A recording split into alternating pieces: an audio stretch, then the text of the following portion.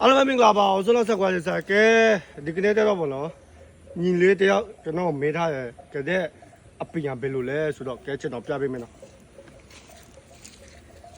ဒါနဲ့တို့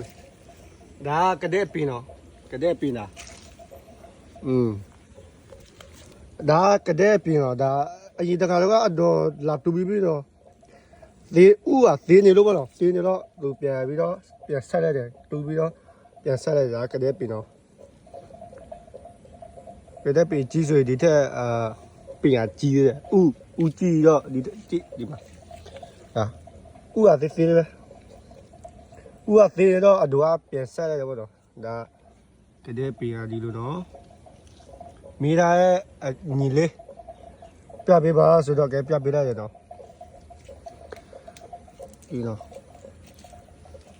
ကတဲ့ပင်တာသူရဲ့အမိလေးဒါသူရဲ့အမိလေးဆိုသူအမိရတော့များရှိနော်ညီလေးနော်ဒါကိုပြပေးတာနော်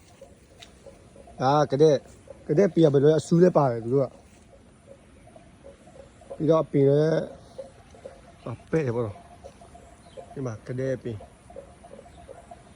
ဒါကတဲ့ပင်တော့ညီလေးတော့ပြပေးတာနော်တောင်းဆိုတာလို့ပြပေးလိုက်တယ်နော်ဒါနော်